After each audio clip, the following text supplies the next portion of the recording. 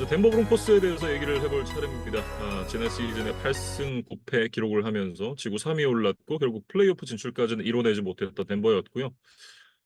덴버가 사실은 뭐 이런저런 노력들을 굉장히 많이 했습니다. 손을 놓고 있어서 이제 성적이 애매하게 났던 게 아니고 러셀 윌슨을 영입을 했었으나 좀 실패로 돌아갔고 션 페이튼 감독이 또 이제 영입이 됐는데 션 페이튼 감독 역시도 지난 시즌에 뭐 그 전보다는 조금 더 나아진 리더십을 보여주긴 했습니다만 세인츠에 있을 때만큼의 어떤 그 좋았던 모습들은 지난 시즌에 나오지 않았거든요. 물론 이제 션 페이튼 감독이 이제 덴버 브론코스에 와서 팀을 만들어 가는데 시간이 어느 정도는 걸리겠습니다만 지난 시즌의 이제 모습을 봤을 때는 '아직까지는 시간이 조금 더 필요해 보인다.'라는 생각입니다. 음. 그러니까 그 이전에 있었던 이제 나다니엘 해켓 감독보다는 뭐 훨씬 나았었죠. 예 음. 근데 션 페이튼이라는 뭐 거물, 뭐 거장이라고 해야 될까요? 예, 이 인물을 덴버가 이제 영입했을 때 당시에 해켓보다만 잘해 주세요가 이제 기대치는 아니었을 거기 때문에 그러니까 본인에게 이제 붙어 있는 어떤 브랜드 가치, 뭐 기대치 이런 거에 비해서는 분명히 좀 잡음도 많았던 것 같고 결과적으로는 일단은 좀 실망스러운 출발이었다. 근데 윌슨은 뭐 덴버와의 생활이 아예 끝났기 때문에 이제 좀 완벽하게 실패로 좀 규정을 해야 될 것 같고 션 페이튼 감독은 아직은 뭐 기회가 조금 더 있기 때문에 출발이 좋지는 않았지만 이제 조금 더 지켜보자 정도의 스탠스로 말씀을 드리는 게 맞는 상황인 것 같습니다. 그래서 네. 덴버의 최근 좀 성적을 살펴보면 2015 시즌에 이제 페이튼 매닝의 마지막 해였죠. 이때 슈퍼볼 우승을 차지를 했었는데 그 이후로 놀랍게도 8년 연속 플레이오프 진출에 실패를 하고 있어요. 그러니까 저희가 이 올 어바웃 NFL을 시작할 때만 해도 덴버가 슈퍼볼 우승하고 몇 년 동안 좀 헤매고 있습니다라고 이제 이야기를 해 왔었는데 네. 그게 차츰차츰 1년씩 지나가고 있는 것 같아요. 뭐 4년이었다가 5년이었다가 뭐랄까 좀 스리슬쩍 어느덧 8년까지 왔습니다. 그래서 뭐 승률로만 봐도 7년 연속도 5할 승률 미만의 지금 기록을 하고 있거든요. 그래서 사실 이게 덴버가 굉장히 우승도 많이 차지를 했었던 이제 서부의 명문팀 중에 하나인데 팬들의 실망감이 사실 좀 쌓여가고 있는 그런 시기라고 말씀을 드려야겠어요. 네. 뭐 이제 러셀 윌슨이 이제 방출이 되긴 했습니다만 문제는 데드캡이죠. 약간 그런 거죠. 이제 그 어떤 연인이 만나고 이렇게 뭐 헤어지고 나면 헤어짐은 어쨌든 지나갔지만 그 이제 그 과정에서의 있었던 일들이 마음에 인제 상처로 남잖아요. 그런 것처럼 이게 데드캡이라는 게 크게 남아서 이제 향후에 덴버를 좀 이제 괴롭힐 가능성이 높아졌는데 지금 이제 올해 5,300만 달러의 데드캡, 내년에 3,200만 달러의 데드캡, 총 8,500만 달러의 데드캡이 발생을 했습니다. 이게 덴버 입장에서 굉장히 좀 부담스러운 그런 데드캡이죠. 음.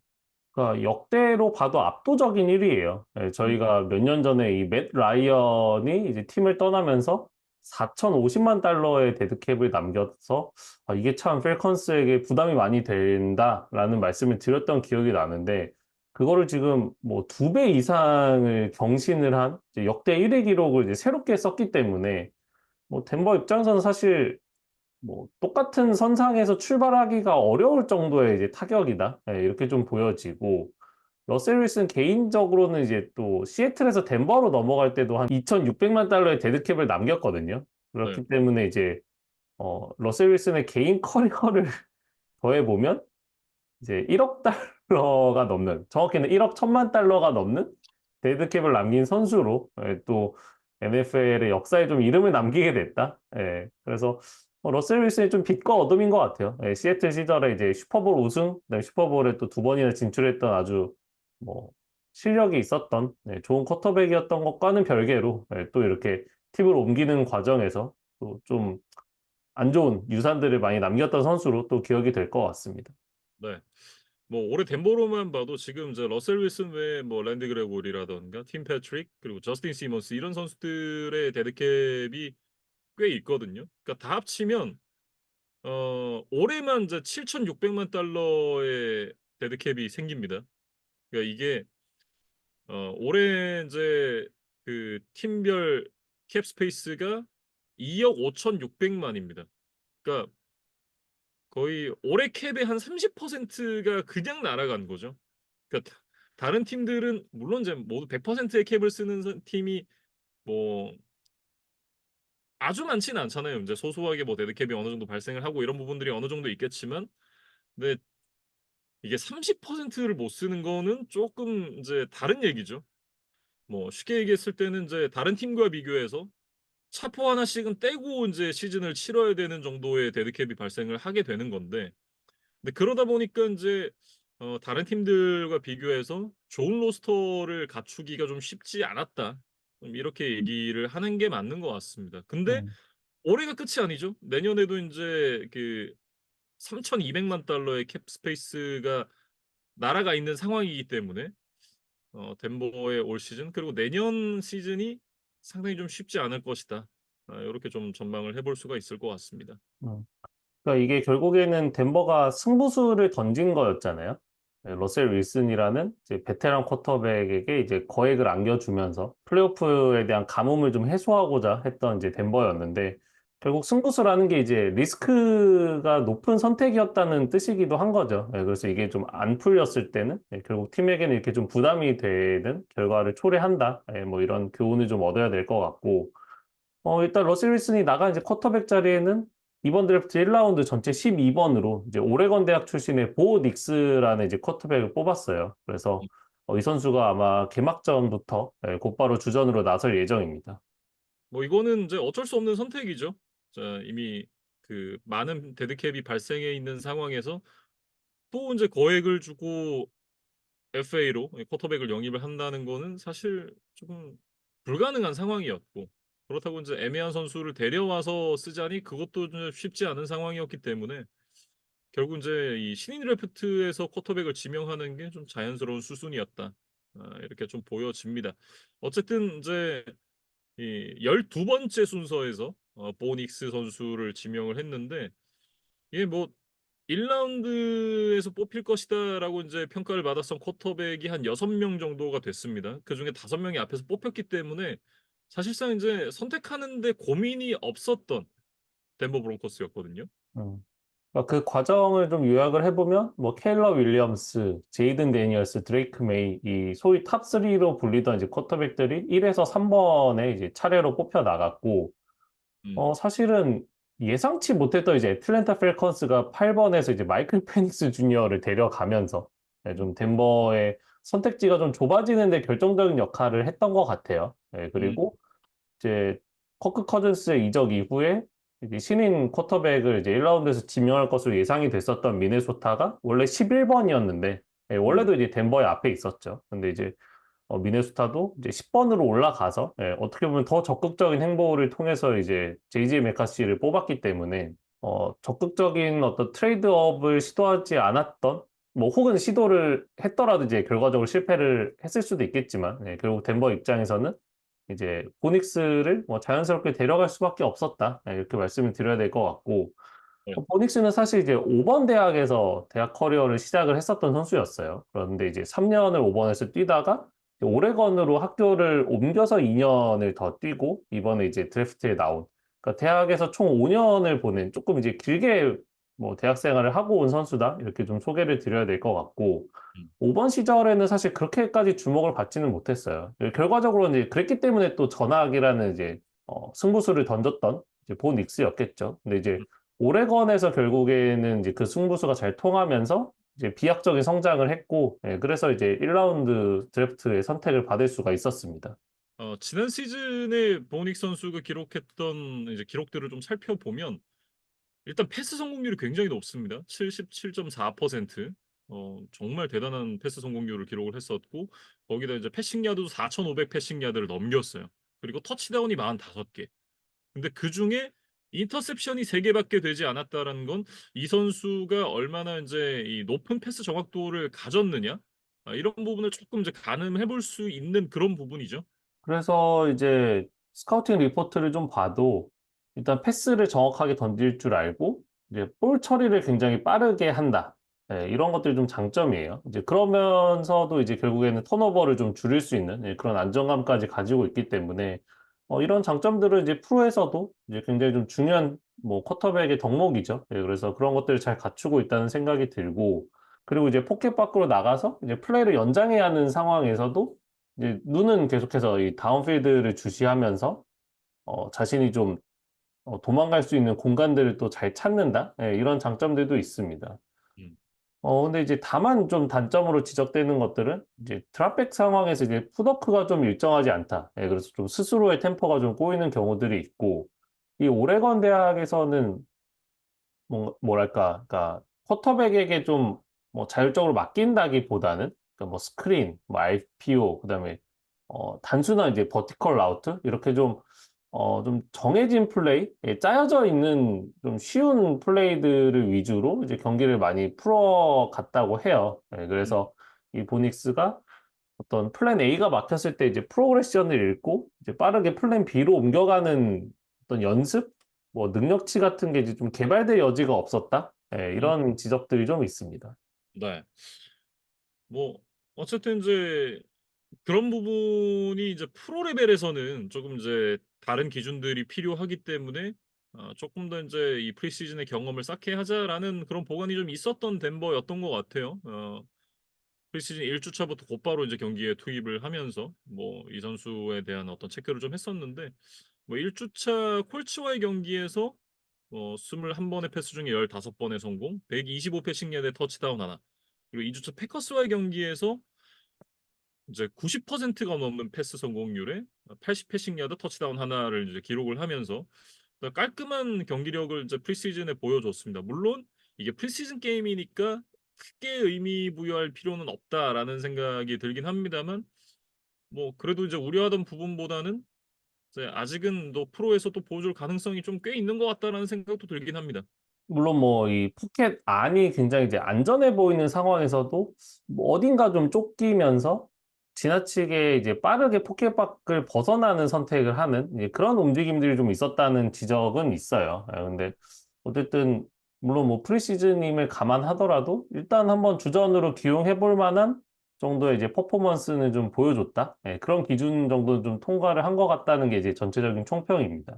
그래서 이제 덴버 프랜차이즈 역사로 보면 1983년 드래프트 이제 전체 1번으로 들어와서 곧바로 이제 주전 자리를 차지를 했었던 이 전설적인 쿼터백 존 엘웨이가 있거든요.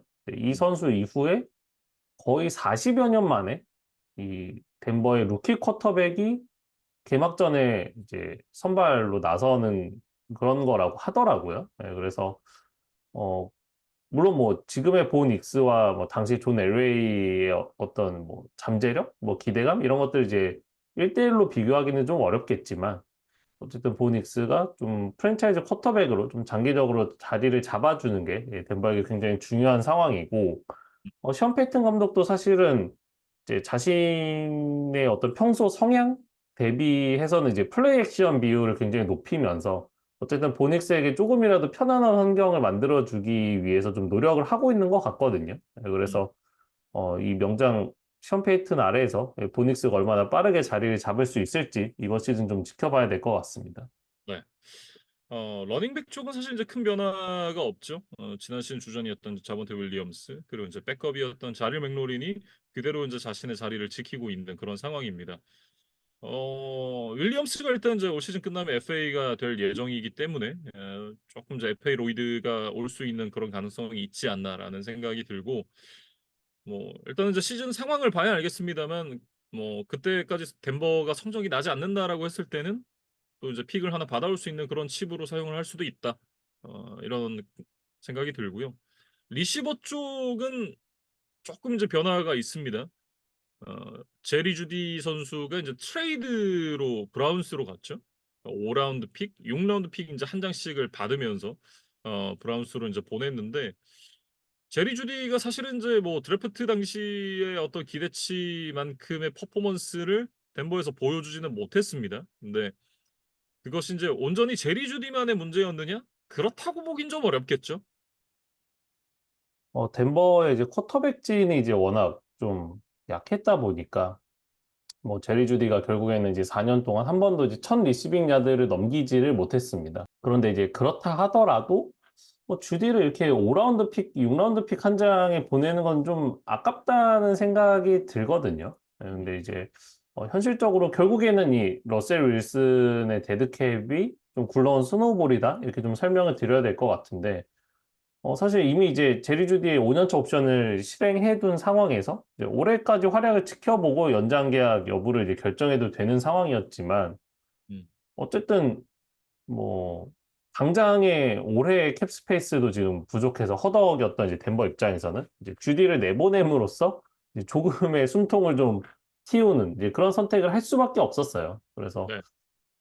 설령 주디를 1년 더 데리고 있다 하더라도 결국 FA 상황에서는 우리가 잡을 수 없겠다는 좀 내부적인 판단이 있지 않았나 네, 그런 생각이 들고 그 대신에 이제 지난 시즌까지 라이언스에서 뛰었던 조시 레이놀즈와 2년 900만 달러 FA 계약을 맺었습니다. 네, 그래서 일단 뭐 자리를 채워 넣기는 했는데 글쎄요 뭐 제리 주디보다 당장 좋은 선수라고 말씀드리긴 좀 어렵겠죠. 조금 아쉽다라는 생각이 들긴 합니다만 이제 결국 다른 선수들이 더 해줘야겠죠. 올해 이제 4라운드에서 뽑았던 루키 리시버 트로이 프랭클린이 이제 좀 변수가 되어줘야 되는 그런 덴버가 되겠고 일단 이제 그 트레이드 업을 해서 이 선수를 이제 뽑았기 때문에 또이 선수에 대한 기대감이 굉장히 좀 있었던 것 같다라고 이제 생각이 듭니다. 이 선수를 주목해야 되는 이유는 바로 이제 덴버의 새로운 쿼터백 보 닉스와 오레곤 대학에서 같이 호흡을 맞췄던 선수였기 때문이죠.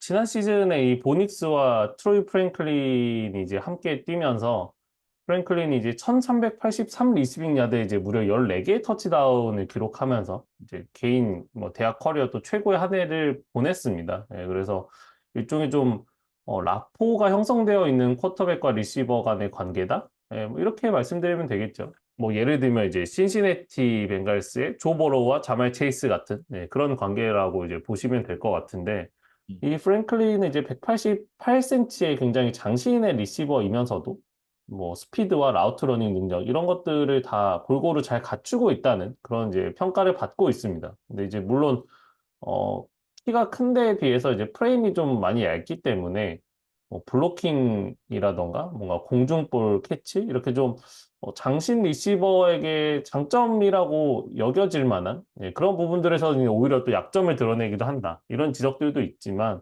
네, 어쨌든 이제 보닉스를 가장 잘 아는 리시버라는 게 이 프랭클린의 이제 최대 강점이라고 보여져요. 그래서 보닉스가 덴버에서 점점 입지가 좋아질수록 이제 프랭클린도 계속해서 좀 기회를 받을 가능성이 높다. 이렇게 좀 보여지고 네, 오펜시브 라인으로 이제 넘어가 보면 이제 센터 자리에만 변화가 있습니다. 이 로이드 커션베리가 있었는데 FA 시장에서 이제 타이탄스로 이제 많은 돈을 받고 이적을 했죠. 그래서 이 센터라는 자리가 또 굉장히 이제 공격을 시작하는, 뭐 이제 공을 스냅을 시작하는 포지션이기 때문에 좀 안정감 있는 베테랑이 이제 자리를 잡아주는 게 좀 중요한 포지션이라고 생각이 되고, 특히나 이 신인 쿼터백 본 익스가 이제 뒤에 있을 예정이기 때문에, 그래서 음, 센터의 어떤 경험과 중심을 잡아주는 그런 능력, 이런 것들이 더 중요하다고 보여지거든요. 근데 네, 결국에는 덴버가 돈이 없습니다. 그래서 뭐 커션베리도 잡을 수 없었고, 커션베리와 비슷한 능력치를 가진 선수를 이제 데려올 상황도 아니었어요. 그래서 네, 내부 승격을 할 수밖에 없었고, 2022년 이제 5라운드에 뽑았었던 이제 루크 와텐버그라는 선수가 지금 주전 뎁스 차트에 이름을 올리고 있습니다. 그래서 이 선수의 기록을 음, 보니까 프로에서 이제 2년 동안 생활을 했는데 주로 이제 백업이나 로테이션 멤버로 뛰었고 뭐 스페셜 팀에서도 이제 꽤나 좀 활약을 했던 선수기는 하지만 어쨌든 공격 스냅에 투입된 거 자체가 한 120여 회 정도밖에 되지를 않더라고요. 2년 통틀어서. 그러니까 사실 그렇게 많은 기회를 받지는 못했던 선수입니다. 그래서 물론 이 선수가 갑자기 어, 기회를 받았을 때, 뭐 자신의 좀 숨겨진 재능을 뭐 만개하면서, 뭐 잘 자리를 잡을 가능성이 뭐 전혀 없는 것은 아니지만, 음, 예, 일단 액면가의 전력으로는 커션 베디의 공백을 메우기가 그렇게 쉽지는 않은 선수다라고 말씀을 드려야 될 것 같아요. 네. 수비 쪽으로 좀 넘어가 볼까요? 일단 수비 쪽도 상황은 마찬가지죠. 어차피 이제 살림이 좀 빠듯한 상황이기 때문에 뭐 큰 변화를 줄 수는 없었던 덴버였고 일단은 이제 그 제치에서 뛰었던 베테랑 존 프랭클린 마이어스와 2년 1,500만 달러 계약을 맺으면서 이제 디펜시브 엔드 쪽 한 자리를 보강을 했습니다. 그리고 라인베커 조시 주얼 선수가 펜서스로 떠난 자리는 코디 바튼과 1년 계약을 맺으면서 또 그 공백을 좀 메우려고 노력을 했었는데 뭐 전반적으로 봤을 때 뭐 준수한 선수들이 있긴 하죠. 근데 뭐 수비진의 에이스 뭔가 좀 수비진에서 어려움을 겪을 때 뭔가를 하나 해줄 수 있는 이 키 플레이어, 플레이메이커가 있느냐? 글쎄요. 그거는 조금 없는 것 같다라는 생각이 듭니다. 그럼 뭐 덴버 팬들 입장에서는 이제 본 밀러의 전성기가 가장 먼저 떠오르겠죠. 예. 뭔가 본 밀러 같은 어떤 상대가 좀 두려움을 가질 만한 예, 그런 확실한 에이스의 존재가 결국 프런트 세븐에는 좀 보이질 않는다. 예, 이렇게 좀 음. 정리를 해야 될 것 같고 세컨더리 쪽에 사실 조금 더 큰 소식이 있는 것 같아요. 2016년부터 이제 덴버의 원 클럽맨으로 이제 든든하게 이제 최후방을 지켜줬던 이 저스틴 시몬스, 이 세이프티 선수를 이제 전격적으로 방출을 했거든요. 그래서 음. 시몬스가 사실 이제 31세 시즌을 맞으니까 뭐 점점 이제 노장의 대열로 들어가고 있죠. 근데 이제 그럼에도 불구하고 당장 지난 시즌에도 프로볼, 올프로 세컨 팀에 선정이 됐을 정도로 예, 음. 꾸준한 인기와 어떤 뭐 전문가들로부터의 좋은 평가를 받고 있었던 예, 그런 사실 굉장히 우수한 선수거든요. 음. 뭐 덴버 수비의 핵심 중에 하나라고 이제 말씀을 드려야 될 것 같은데 결국 시몬스를 내보낸 것도 이제 돈 문제였어요. 그렇죠. 이게 돈이 없으면 어딘가 결국 좀 불편해집니다. 이 프로 네, 세계에서는. 네, 네. 그래서 시몬스를 내보내면서 이제 1,450만 달러의 캡을 확보를 할 수가 있었는데 음. 어, 겨우겨우 이 뭐 저스틴 시몬스도 내보내고 제리 주디도 내보내고 뭐 몇몇 선수들의 계약 재조정 이런 것들을 통해서 정말 간신히 캡 스페이스를 맞췄던 덴버였기 때문에 시몬스가 지금 우리 팀에 도움이 될까 안 될까? 뭐 이런 고민 자체를 하기가 좀 어려운 상황이었다. 예. 음. 그냥 이번 시즌에 정상적으로 리그에 참여하기 위해서 어쩔 수 없이 내보낼 수밖에 없었다. 이렇게 좀 정리를 해야 될 것 같습니다. 네. 뭐 일단은 이제 그 마이애미 출신의 브랜든 존스와 3년 2천만 달러 FA 계약을 맺으면서 일단 시몬스의 빈자리를 좀 채우려고 노력을 했었던 덴버였고 시몬스는 이제 펠컨스와 1년 800만 달러 계약을 맺으면서 이제 펠컨스로 가게 됐는데 결국은 이제 전반적으로 봤을 때는 뭐 캡스페이스 때문에 좋은 선수단을 갖추기가 어려웠고 기존에 있던 선수들을 내보내면서까지 이제 좀 전반적으로 좀 다운그레이드가 된 덴버 브론코스다. 이제 또 새로운 또 이 암흑기를 지나가야 되는 그런 상황인데 이 암흑기가 얼마나 길어질지 아니면 짧게 이 턴어라운드를 만들어낼 수 있을지는 올해 1라운드에 지명된 쿼터백 보닉스의 역할이 굉장히 중요하다. 저는 이렇게 좀 정리를 해보겠습니다. 그러니까 NFC에 세인츠가 있었다면 AFC에는 덴버가 있죠. 저희가 이제 돈 타령만 하다가 이 프리뷰를 끝낸 것 같은 좀 죄송한 느낌이 드는 이제 그런 프리뷰였는데 전체적으로 봤을 때 와, 이 포지션은 정말 최악인데? 뭐 이런 그룹은 없어요. 뭐 음. 다들 그래도 조금 뭐 준수하고 뭐 기대가 되는 포인트들이 다 조금씩은 있지만 그래서 이 포지션 그룹만큼은 덴버가 확실하게 뭔가 리그 내에서 경쟁력이 있습니다. 라고 말씀드릴 수 있는 포지션 뭐 없어요. 그쵸. 그러니까 뭐 육각형이긴 한데 그 육각형의 크기가 좀 많이 작은 느낌? 네, 음. 이런 정도로 요약을 하면 어떨까 싶고 리그에서 가장 지금 강력한 전력을 자랑하는 이 칩스와 또 같은 지구에 있는 또 그런 이제 불운한 운명을 지금 타고났기 때문에 올해도 뭐 지구 우승이나 뭐 플레이오프 진출을 꿈꾸기는 현실적으로는 좀 어려워 보인다는 생각입니다. 음. 근데 이제 그럼에도 불구하고 어쨌든 저희는 좀 관전 포인트를 늘 드려야 되고 이 스토리라인을 좀 늘 드려야 된다는 이제 그런 생각이 있기 때문에 그럼 올해 덴버는 어떤 재미로 좀 봐야 되냐? 예, 음. 성적이 안 날 것 같은데. 그래서 한 두 가지 정도만 준비를 해봤어요. 일단 첫 번째는 보닉스와 이제 저스틴 허버트가 같은 지구에 속했잖아요. 근데 이 두 선수가 이 오레건 대학의 이제 선후배 쿼터백입니다.